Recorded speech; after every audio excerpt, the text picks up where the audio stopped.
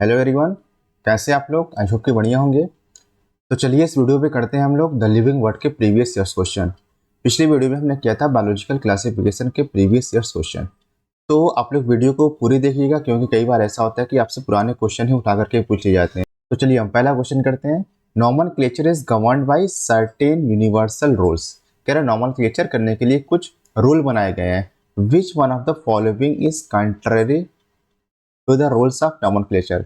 कह रहे हैं कि नॉमनक्लेचर का जो रूल है उनके अगेंस्ट इनमें से कौन सा ऑप्शन है। देखिए पढ़ लेते हैं हम लोग। The names are written in Latin. सही बात है कि नेम्स को हम लैटिनाइज्ड करते हैं या फिर लैटिन में हम लिखते हैं। And are italicised. को प्रिंट आउट करेंगे तो हम उसको इटैलिसाइज्ड कर देते हैं, ठीक है। When written by hands the names are to be underlined. कह रहे हैं जब हम हैंड्स अपने हाथ से लिखते हैं खुद, तो हम जो साइंटिफिक नेम होता है उसको हम अंडरलाइन करते हैं। जैसे कि अगर हम मैंगो का साइंटिफिक नेम लिखे तो मैंगो का साइंटिफिक नेम होता है मैंजीफेरा, मैंजीफेरा इंडिका। अब हम क्या करेंगे, इनको सेपरेटली अंडरलाइन कर देंगे, तो ये भी ठीक है। Biological names can be written in any language. नहीं, ये गलत है। हम बायोलॉजिकल नेम्स को एनी लैंग्वेज में नहीं लिखते हैं, हम इनको लैटिन लैंग्वेज में लिखते हैं, क्योंकि लैटिन एक डेड लैंग्वेज है। तो ये हमारा गलत हो गया। The first word in biological name represent the genus. ठीक है, जो फर्स्ट वर्ड होता है ये रिप्रेजेंट करता है जीनस को, और जो सेकेंड वर्ड होता है वो रिप्रेजेंट करता है स्पेसिफिक एपिथेट को। तो ये हमारा हो गया स्पेसिफिक एपिथेट, तो ये भी सही है। तो जो हमारा गलत ऑप्शन है वो है ऑप्शन सी। तो हमारा करेक्ट ऑप्शन हो जाएगा ऑप्शन सी। चलिए क्वेश्चन नंबर 2 देखते हैं हम लोग। Who is known as Darwin of the 20th century. कह रहे हैं इनमें से किसको 20th सेंचुरी का डार्विन कहा जाता है। Aarish Whittaker, DG इवानोवास्की, Ernest Mayar and टियो डायनर। तो जो इसका करेक्ट ऑप्शन है वो है ऑप्शन सी, अर्नेस्ट मायर को। देखिए क्वेश्चन नंबर 3 कर लेते हैं। The level of herbarium sheet does not carry information on. कह रहे हैं कि हर्बेरियम शीट पर कौन सी इंफॉर्मेशन नहीं होती है। देखिए जो हर्बेरियम शीट होती है उस पर इंफॉर्मेशन होती है लोकल नेम। देखिए लोकल नेम तो दिया गया आपको, लोकल नेम। उसके अलावा हम इंफॉर्मेशन देते हैं बोटानिकल नेम,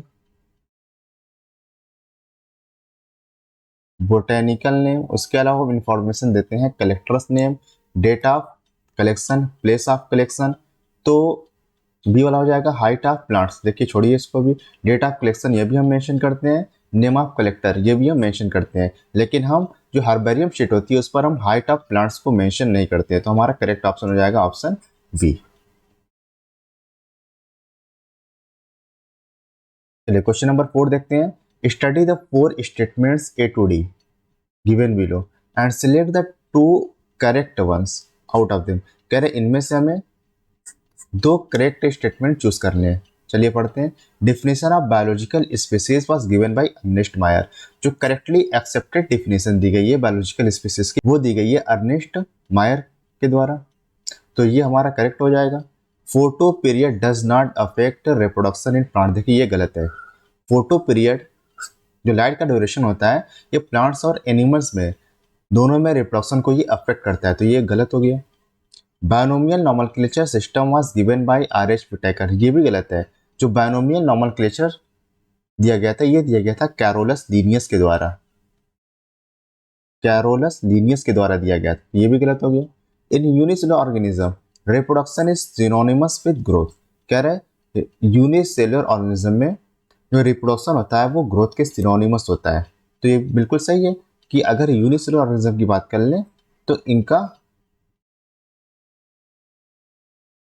इनका डिवीजन हुआ तो सेल का नंबर बढ़ गया। सेल का नंबर बढ़ जाना कहलाता है ग्रोथ। और देखिए एक ऑर्गेनिज्म से 2 ऑर्गेनिज्म आ गए तो रिप्रोडक्शन भी हो गया। तो रिप्रोडक्शन के साथ साथ या फिर हम कह लें ग्रोथ के साथ साथ रिप्रोडक्शन भी हो गया। तो जो हमारा करेक्ट स्टेटमेंट है इन दोनों में से वो है ऑप्शन ए एंड डी। तो हमारा करेक्ट ऑप्शन हो जाएगा option A and D. Option A is the correct option.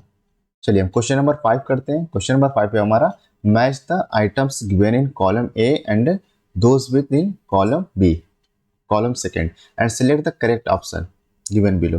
देखिए हर्बेरियम, हर्बेरियम क्या होता है कि it is a place where dried pressed plant specifics mounted on sheets are kept. देखिए ये सही है कि हर्बेरियम क्या करते हैं हम लोग, जो स्पेसिमेंस होता है उसको हम ड्राई करते हैं, प्रेस करते हैं और उसको हम हर्बेरियम शीट पर चिपका देते हैं।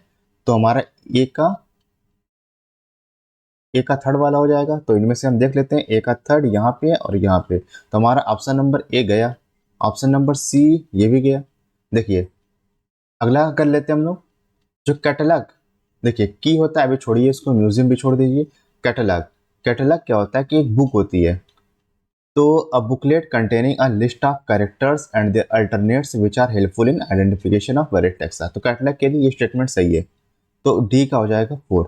तो हम चेक कर लेते हैं डी का 4 कहाँ है, यहाँ पे डी का 4 है और यहाँ पर ये गलत हो गया। तो जो हमारा करेक्ट ऑप्शन है वो हो जाएगा ऑप्शन बी। बाकी भी पढ़ लेते हैं हम लोग। देखिए म्यूजियम क्या होता है, it is a place having collection of preserved plants and animals. कह रहे हैं म्यूजियम में हम, देखिए म्यूजियम में हम प्लांट्स और एनिमल्स के स्पेसिमेन को हम प्रिजर्व करते हैं। ये हो गया कि a list that enumerates methodically all the species found in an area with brief description adding identification। तो हमारा जो करेक्ट ऑप्शन है वो जाएगा ऑप्शन बी। चलिए अब हम देखते हैं क्वेश्चन नंबर 6। क्वेश्चन नंबर 6 आपसे पूछ रहा है, select the correctly written scientific name of mango which was first described by the Carolus Linnaeus. देखिए इनमें से जो सही तरीका है नेमिंग का वो हमें देखना है। तो मैंगो का साइंटिफिक नेम होता है मैंजीफेरा इंडिका। Mangifera indica. देखिए मैंजीफेरा इंडिका में जो फर्स्ट वर्ड होता है ये रिप्रेजेंट करता है जीनस को, और जो सेकेंड वर्ड होता है ये रिप्रेजेंट करता है स्पीसीज को। और जो जीनस का पहला लेटर होता है उसको हम लिखते हैं कैपिटल लेटर से, और जो स्पीसीज का पहला लेटर होता है उसको लिखते हैं हम लोग स्मॉल लेटर से। तो ये तरीका सही है और उनको हम सेपरेटली अंडरलाइन करते हैं।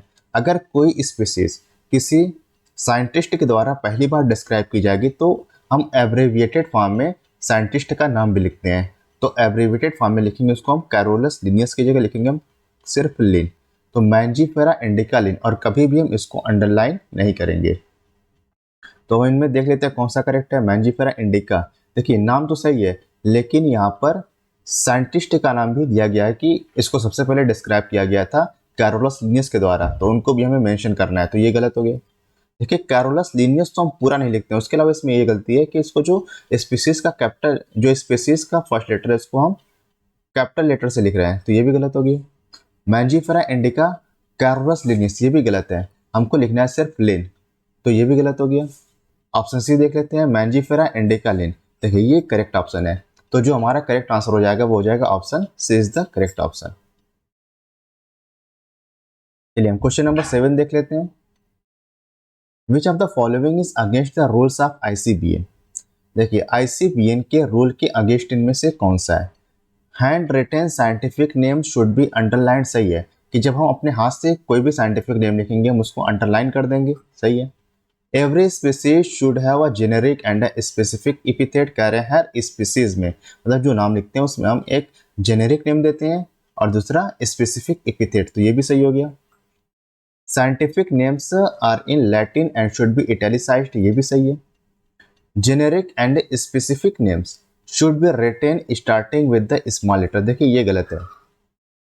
तो जेनेरिक नेम्स होता है उसको हम कैपिटल लेटर्स, जो फर्स्ट लेटर होता है उसको हम कैपिटल लेटर से लिखते हैं, और जो स्पेसिफिक एपिथेट होता है उसका जो फर्स्ट लेटर होता है उसको हम रिप्रेजेंट करते हैं या उसको हम लिखते हैं स्मॉल लेटर से, तो ये गलत हो गया। तो पूछ रहा है इनमें से कौन सा गलत है या अगेंस्ट है, तो ये वाला हमारा करेक्ट ऑप्शन हो जाएगा, option D is the correct answer. चलिए क्वेश्चन नंबर 8 हम लोग देख लेते हैं। Match column first with column second for house fly classification and select the correct option using the course given below. देखिए हाउस फ्लाई के लिए हमें करना है, देखिए जो हाउस फ्लाई की फैमिली होती है वो होती है मसेडी, ये हाउस फ्लाई की फैमिली हो गई।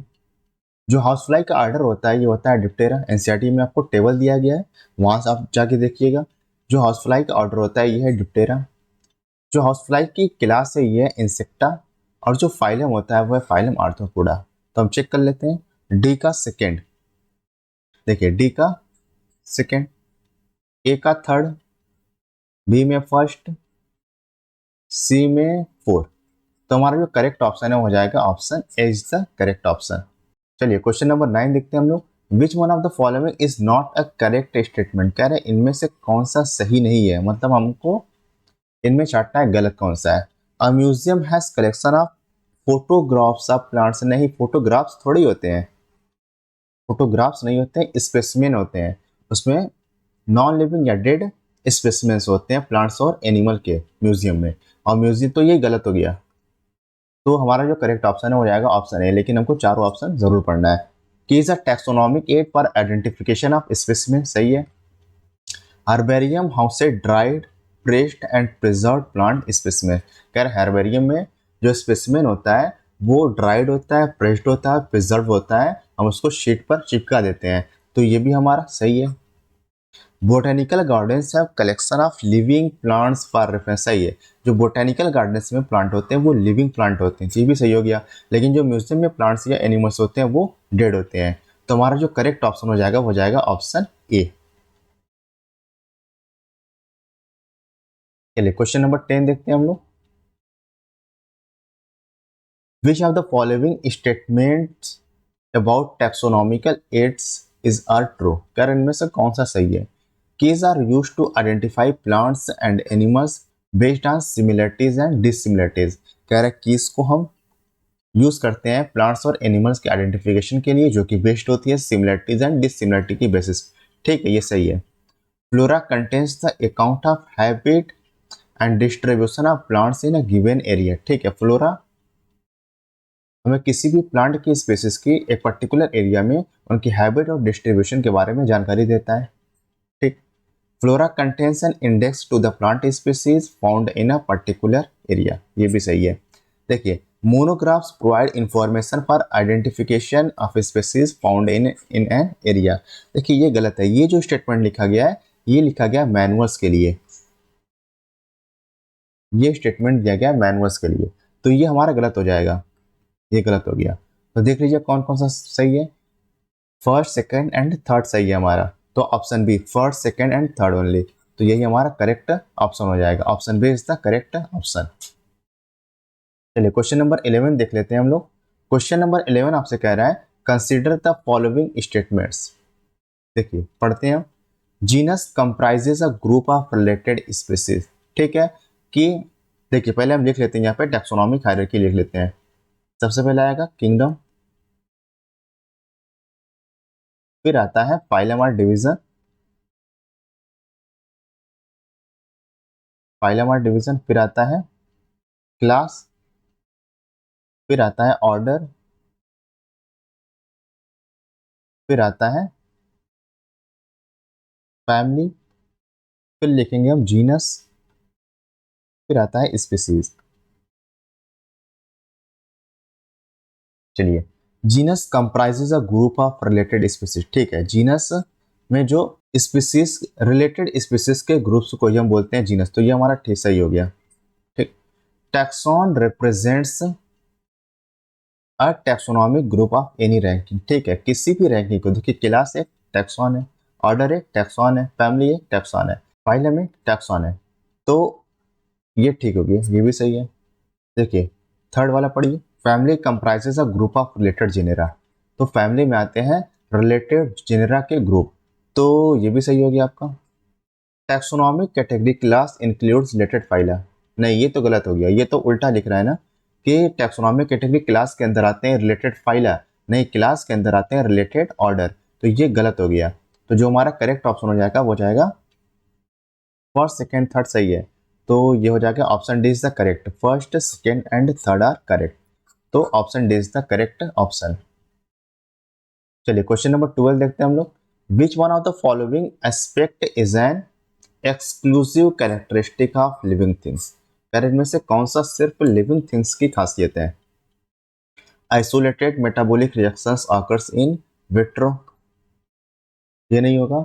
Increase in mass from inside only,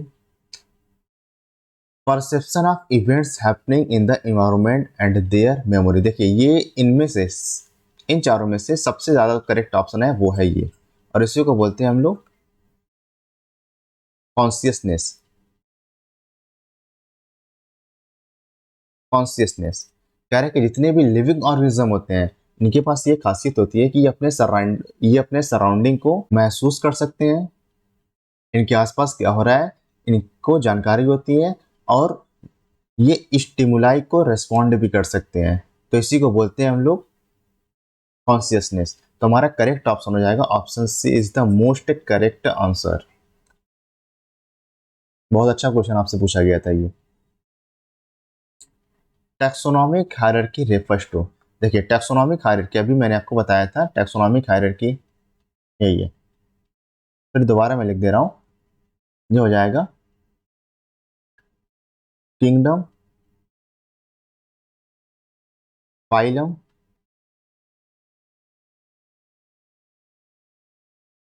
class, order, family, genus, फिर हो जाएगा स्पीसीज। स्पीसीज देखिए step wise arrangement of all categories, कह रहे हैं सभी इन सारी कैटेगरी का स्टेप वाइज अरेंजमेंट को ही हम बोलते हैं taxonomic hierarchy. Step wise arrangement of all categories for classification of plants and animals, तो यही है टैक्सोनॉमिक हायरार्की। तो ये हमारा करेक्ट हो जाएगा। तो हमारा जो करेक्ट ऑप्शन है वो जाएगा ऑप्शन ए। बाकी भी पढ़ लेते हैं, हम लोग पढ़ के देख लेते हैं। A group of senior taxonomy to decide the nomenclature of plants and animal, ये कोई फालतू फालतू की बात कर रहा है। अ लिस्ट ऑफ बोटेनिस्ट और zoologist who have worked on, ये भी गलत है। Classification of species based on fossil, ये भी गलत। तो जो आपका करेक्ट ऑप्शन हो जाएगा वो हो जाएगा ऑप्शन ए। चलिए क्वेश्चन नंबर 14 करते हैं हम लोग। लार्जेस्ट हर्बेरिया ऑफ इंडिया, देखिए सबसे आपसे इंडिया का पूछ रहा है सबसे बड़ा हर्बेरिया कौन सा है। तो जो इंडिया का सबसे बड़ा हर्बेरिया है वो हो जाएगा इंडियन बोटेनिकल गार्डन, जो कि है हावड़ा में, कोलकाता, शिवपुर। आपको ये सारा भी लिख के दिया जा सकता है। तो आपको याद होना चाहिए कि इंडियन बोटेनिकल गार्डन जो कि कोलकाता में है, हावड़ा। तो ये हमारा करेक्ट ऑप्शन हो जाएगा। देखिए ऑप्शन ए आपको क्या दिया गया है, रॉयल बोटेनिकल गार्डन, क्यों नहीं, कि इंडिया का नहीं है, ये वर्ल्ड का लार्जेस्ट बोटेनिकल गार्डन है। तो ये हमारा गलत हो जाएगा। तो आपको कभी भी क्वेश्चन करेंगे आप तो आपको चारों ऑप्शन जरूर देखना है। आपको लगा आप क्या करेंगे, ऑप्शन नंबर ए पढ़ा, आपको लगे हाँ ये लार्जेस्ट है, तो आपने बिल्कुल सही कर दिया और वही आपने चूज कर लिया ऑप्शन नंबर ए। लेकिन जब आप घर आके मैच करते हैं तो वो होता है ऑप्शन नंबर डी। तो आपको हमेशा इस चीज़ का ध्यान रखना है कि हमेशा आप चारों ऑप्शन जरूर पढ़ेंगे। तो रॉयल बोटेनिकल गार्डन क्यों, ये नहीं होगा। तो जो हमारा करेक्ट ऑप्शन है वो हो जाएगा Indian botanical garden Howrah. Indian botanical garden Lucknow, national botanical research institute Lucknow. तो चलिए अब हम लोग लास्ट क्वेश्चन करते हैं, question number 15। Taxon differs from taxa, कह रहे हैं टैक्सॉन टैक्सा से किस तरह से डिफर करता है या फिर किस तरह से अलग होता है। देखिए this being higher taxonomic category than taxa, गलत बात, ऐसा कुछ नहीं है। This being a lower taxonomic category than taxa, ऐसा कुछ नहीं है। This being singular of taxa, ये सही है। कह रहा है कि जो टैक्सॉन होता है ये टैक्सा का सिंगुलर कुछ भी नहीं है। टैक्सॉन जो है एक सिंगुलर टर्म है, जो टैक्सा है वो प्लूरल टर्म है। तो हमारा करेक्ट ऑप्शन हो जाएगा option C, this being the singular of taxa. This being the, ये गलत है, प्लूरल नहीं है, टैक्सॉन इज सिंगुलर। देखिए लिख दे रहे हैं हम यहाँ पे, तो टैक्सॉन होता है, टैक्सॉन ये है सिंगुलर, और जो टैक्सा है ये है प्लूरल टर्म, प्लूरल। तो करेक्ट ऑप्शन हो जाएगा ऑप्शन सी। चलिए अगले वीडियो में करेंगे हम लोग एनिमल किंगडम के प्रीवियस ईयर्स क्वेश्चन। तो उससे पहले अगर आपको ये वीडियो अच्छी लगे तो आप इसे लाइक कर दीजिएगा और चैनल को सब्सक्राइब कर लीजिए ताकि जैसे ही वीडियो अपलोड हो फौरन आपको नोटिफिकेशन मिल जाए। Thank you.